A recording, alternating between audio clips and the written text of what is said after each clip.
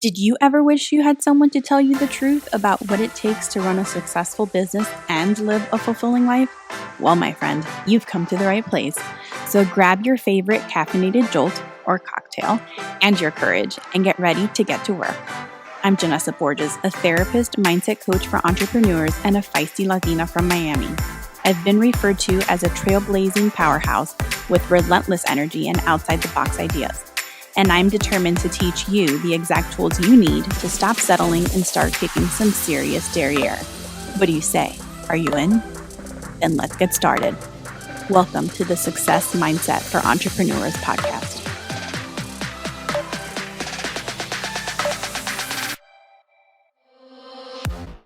I want to start off with websites. A lot of my students are either starting off brand new and have never had a website or are looking for very cost-effective ways to have websites.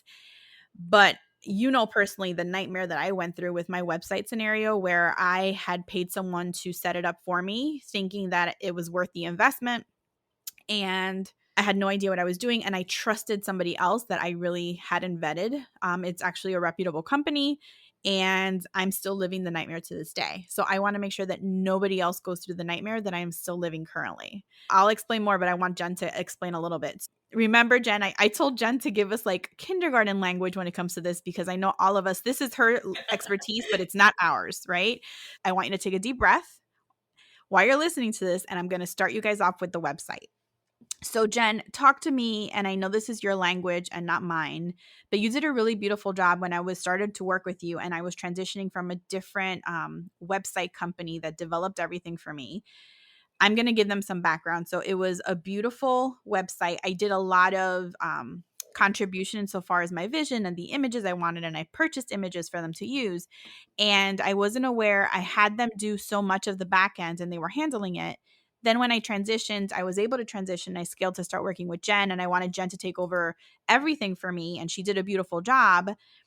I don't know how to properly call it without being inappropriate, but they really threw a huge monkey wrench into my practice that I'm still suffering to this day. And Jen's aware of it, and we're still trying to fix the mess, because what they did is they used their power that they had with my website and my search engine optimization and everything. And they pretty much stripped my practice insofar as online presence away from me. And they blocked customers from trying to reach me. So I hope that scared you a little bit, because I want Jen and I to teach you how to avoid making that mistake. And mistake number one was that I had them do everything, including purchasing something that's very important that I don't even know what it's called. So I'm giving it to Jen. Jen, can you walk us through very slowly and like in chunks what the difference between, I'm going to say, the house, which is your website, and the land, which is where it's hosted? Can you talk to us about the difference between the two and the importance of you as a practitioner, as an entrepreneur, owning that and purchasing it yourself and then handing that information off? And one of the things that I love about Jen and her transparency was the second I said, okay, I want a new website, she goes to me, okay, you need to purchase it. And I said, well, I'll just give you the information. She goes, no, this is yours. You purchase it, you own it, and then you tell me what to do with it. And that goes a long way, people. You have to know that you need to be able to trust the people you're working with. And from that moment, and I don't know if Jen knows that or not, but from that moment, Jen stood out for me in a huge way, because she was so authentic and she was trying to protect me and my business. She wasn't trying to be selfish about it. So Jen, can you break down the website versus where you're hosting it? Yeah, so that was a lot of information. So we're going to break it down, and I'm going to lead them through that kind of metaphor that we kind of started our relationship on when we were building out your new website. And it is when people buy a domain, a URL, the name of your website, they're not buying space on the internet to build the website. All they're doing is reserving their right to that name. So what I like to tell people is that they're buying the house. The name of the website is the house. Now, if you don't have any land to put the house on, the house is useless. It's just, it's just sitting in a lot somewhere, waiting to be used and moved into. So then you have to buy a hosting plan. That's where you see which is like the land. which is like the land. So you see GoDaddy, Bluehost, SiteGround, all these things that are offering these packages for building out websites. That is the land that you're buying. And once you buy that land and put your website, the house on it, then you can start filling it with the furniture, the files, the design of the website. You need both in order to start with the website. The land for your website is where you're going to host it. And you mentioned some hosting or it's domain, right? Hosting and domain are the same? No, the domain is the name of the website. That's why Jen is here. That's why Jen is doing this for you guys. The domain is website name. Okay. So the land and the hosting is there another name you use for that? Sorry to interrupt you, Jen. I just want to make sure I break it down the right way. Nope. It's just the domain and the hosting plan. Okay. So hosting is your land. Domain is your house or your website name. And let me take it back. These pretty well-known companies that you kind of build your own website on. You buy the hosting plan and then you get in there and build your own thing. What happened with Jan's previous site is she used a third-party host, somebody that set up their own hosting platform and then charged a fee for you to rent the space. So in essence, instead of owning her house, she was renting from a company. And when it came time to build out a new website in a different place, she didn't own any of it. So she couldn't take it with her. And what they did was they essentially took everything that they had created for her, and since she was only renting it, they then took her name off of it, kept everything up, and advertised it to other people. So this beautiful house that she created that she didn't own, they are now using to get more clients in. It's a big mess. Now, stick with me here on the technical side. Not all third-party hosts do that. You just got to be aware of the fine print and be aware of what some of these terms are. Do you get to keep your domain, your website name when you move hosts? Do you get to, are you able to transfer your website if you ever want to move? Does that make sense? And I'm going to be super honest. As Jen is explaining this, we're watching each other. You guys won't see the video because, we just wanted to talk today. But I am just like appalled as she's laughing because she sees my face. I am literally nauseous as she's explaining this because even as she's explaining it, it sinks in further and further. The only way, and I'm sure there's many ways, but for me, the only way to guarantee this doesn't happen to you is to make sure that you have somebody that you trust like Jen. You guys have no idea how many thousands of dollars I have lost and sacrificed and cried over and bled through because of this nightmare that's still ongoing. They still have all of my information. Somewhere on the back end, they have my name, and they're still having clients that are submitting their requests that I never get access to, and they're not using. It's a nightmare. My heart hurts as I speak about it. So I don't want this to happen to you guys. So I don't know. Is there a hosting site like GoDaddy or SiteGround or whichever ones that you prefer using, that you recommend using? Sure. I mean, I could get in all day on the pros and cons of all No. Just simple. Which one is it that you normally would recommend? My favorite is SiteGround.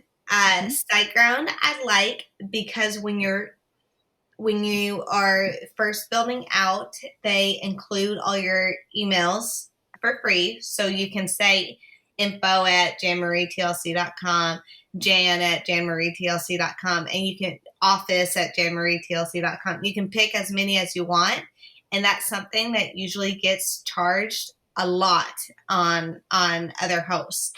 Also, SiteGround makes it I'm trying to think of non-technical speak, but it makes it really easy to get into the cPanel, which would be the your storage area for everything that you're building on your website. I know. cPanel, in my mind, is a control panel. That's just how I'm going to think of it. A C site is and mind you, I don't look at any of this ever. Jen handles all the back end of my website. That's another beautiful thing of working with someone who knows what they're doing and that you trust. She just handles it all. Well, but a lot of hosts either don't give you access on certain hosting plans to the cPanel. So imagine that you are building out your house and you've put all this work into a storage unit, but they won't let you into the storage unit to get what you need to when the time comes. So it's silly because you own it, but you can't access it. It's very difficult. And a lot of times hosts will say that it is for example, a WordPress managed site or a VIP managed site. And what that means is that they will kind of handle all the gateway to the files, but you can't actually access it on your own. Now, if you are not using a web builder and just kind of on your own, maybe that's for the best so that you get extra support. But for me, it's very, very important to have access to the cPanel. So SiteGround does that with their emails, with their cPanel, and their hosting plans are just really reasonable for the first year. I think it's $6.99 per month, and then it goes up to $15.99 a month, which is really reasonable. The other thing that they do, and here we go, Jan, is that they allow me to install the SSL certificate for free. Like I'm able to get in there and do that. And what the SSL certificate is, No, that's what I'm saying. Sorry. So slow down. Tell us what it is. Yeah, okay. SSL. Go ahead. SSL certificate, stick with me here, is the difference between HTTPS and HTTP. You've probably seen both in the URL and had no idea there was a difference. That little S signifies that you have the SSL certificate on your site, which is the security certificate.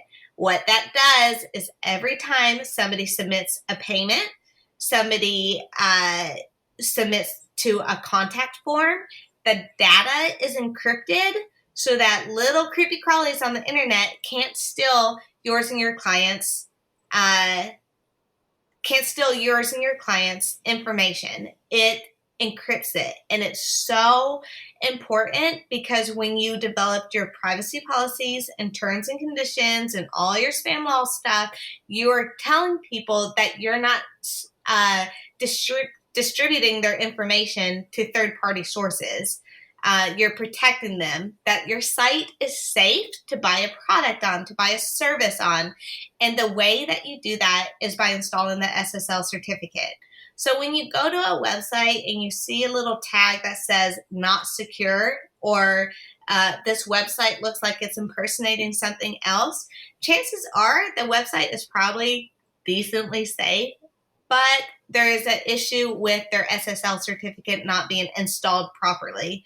So again, it's like buying a house and then having to buy the locks and keys and security system for your house separately. And the reason I like SiteGround is that I'm able to install the locks myself without paying a huge fee to get it. So we're talking security, we're talking emails, we're talking hosting, and we're talking cPanel like access. So those are the types of things that I would look for when choosing a host. And those are the things that if you go a individual house, somebody that's like not well known, those are the questions I would ask. And again, SSL, email domains, cPanel access, and yeah.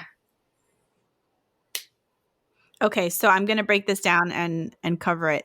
So a hosting site that you recommend is SiteGround because it offers a lot of features. It gives you your own power and control over the back end, and it allows you to secure your website as well, which therapists, I need you to hear me, it is everything. So if you're not a therapist, fine. If you're just doing other stuff, fine. I always think you should protect your customers and your clients, but even more so, there's a heightened levels for clinicians and the work that you're doing. So And again, the beauty of working with someone you trust is I actually, when I went to Jen and started, not only did she say, okay, you purchase your own home and land, I asked her, what do you recommend? And she told me, so my websites are on SiteGround. So if you don't work with somebody and you don't have that direction, you don't know what's happening, I'm all about delegating things that aren't your area of expertise, but I'm all about finding someone you can trust to help you delegate. And Jen does all my background stuff. And that's why I asked her to join me today so she can give you guys all this background. Okay, we went through hosting.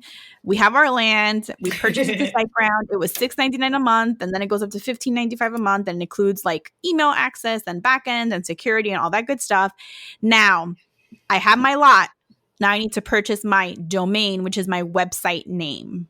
So how do I go about buying the domain separately from my hosting site? I mean, usually people buy the domain first because they have the name of their business before they have a design for their website. So when you have an idea like,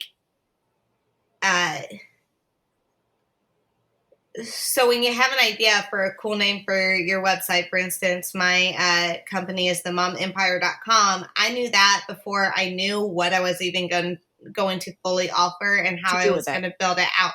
So I went online and I checked to see if the domain was free. So you can. How do people check to see if the domain is available? You can just go to GoDaddy or SiteGround or any place, or Google how to check if the domain is free, and then it'll give you plenty of tools. But you'll do a domain search. And when you say free, when you say free, you mean just available, not that it's free. Correct. I mean, it's available. So I wanted to see if my company name, Mom Empire, or the Mom Empire, was free or was available. Thank you, Jen. So themomempire.com was available. Momempire.com was not available. So I had to decide whether or not I was going to put the in the URL or pick a different name for my business. It's kind of like when you are launching a course or launching business and you do, or launching a podcast, Jen. If Success Mindset was already a podcast being run, you might consider that maybe Business Mindset is a better name because it's not going to be confused with something that already exists. In my case, momempire.com was a name that was unavailable, but was also not being used. So I decided to go with themomempire.com because I didn't have any conflict with the use, and I still thought it was a cool name. So I bought the domain, and then when I was ready to build my business, that's when I bought the land for the house. So it's kind of a backwards analogy because you think of buying land then buying the house, but really I'm telling you to buy the house first and then buy the land. Okay, and the reason I brought that up separately, Jen, too, is because a lot of my students don't even know how to buy their house. So that's why I wanted to walk through that too. So you can get your website name, your domain, before you pick a hosting site, just to secure that name. And I know we talked about this as well. You'll be hearing it from Lisa when you receive the legal bonus from the course. But what Jen was talking about is a conflict of interest. If there's a business or a program name or a podcast name or anything that's already taken, you are able to search for that as well to make sure that you're not violating any kind of right of somebody else that has already copyrighted or trademarked that name. So something that you can look into further, but that's what Jen is saying as well. You want to make sure it's not already a name that's in use for a business period, because a lot of different reasons. You don't want the bad stigma. You don't want someone to think that you're a business that you're not, or you don't want to be associated with a business that's not good. So just try to do it as smoothly as possible from the beginning so you have no issues. And then Jen, the last question that I have insofar as websites and hosting and domains is, who should buy the hosting and the domain? Like, should it be the person that they're hiring to create the website, or should it be them, my students? Who should buy it?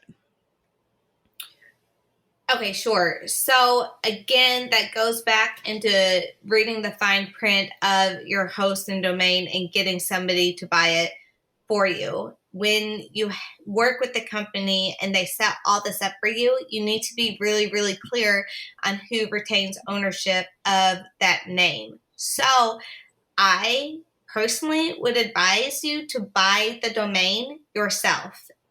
So the danger if somebody else buys it is that it's never really your own. The same thing will happen to them that happened to me.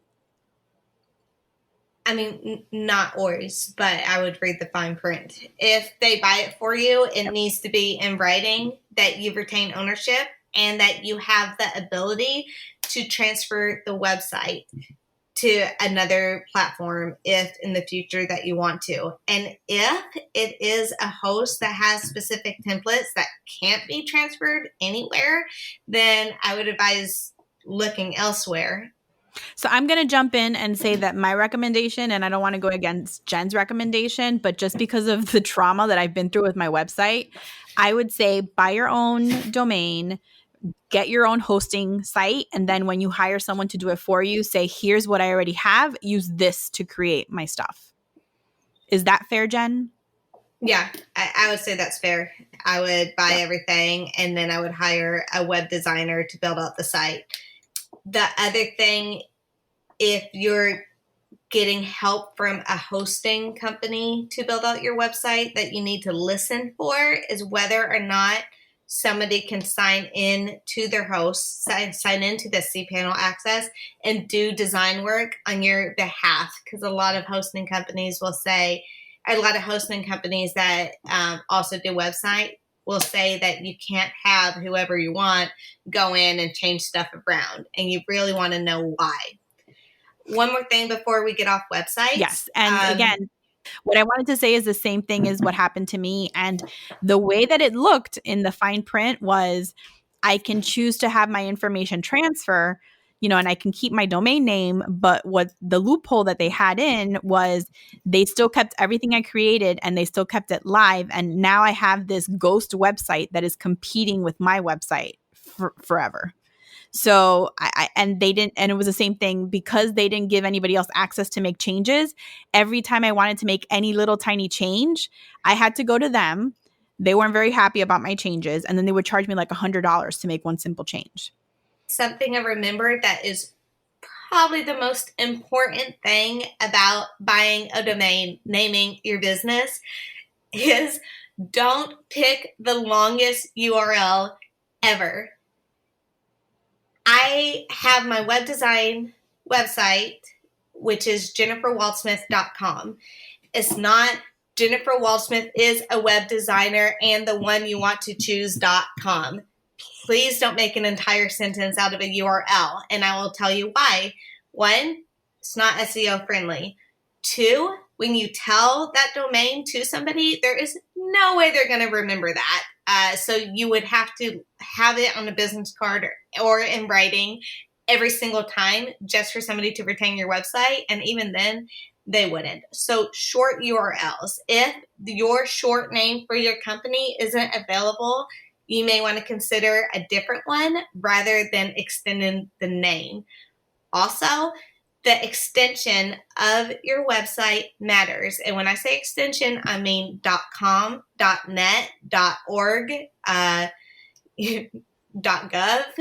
Depending on what your agency is, a lot of people don't think about those. So when they hear that jenniferwaldsmith.com is not available, but jenniferwaldsmith.net is, they think, maybe I should just go with .net so that I can keep the one that I want. And in some scenarios that could be appropriate, if you're an organization, you could have a .org. If you are a government organization, you could have a .gov.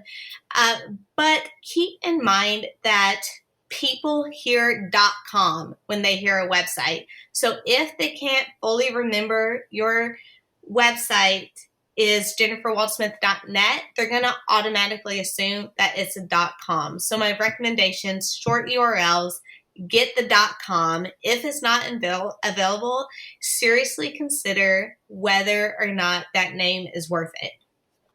I love those tips. And those are things that we didn't talk about. And I love it. I completely agree. I told my students already, short, sweet, memorable, and to the point. The less complicated you make it, even for your email address, don't make it impossible, because if not, you will lose business. You want to be memorable, and you want people to be able to write down, your email address or your website and be able to find you.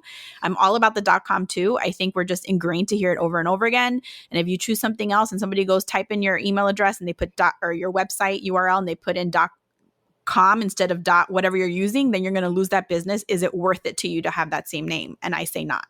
So Jen, I love all those tips. Thank you so much. Another thing to think about is the URL that you're buying. Is it what you are?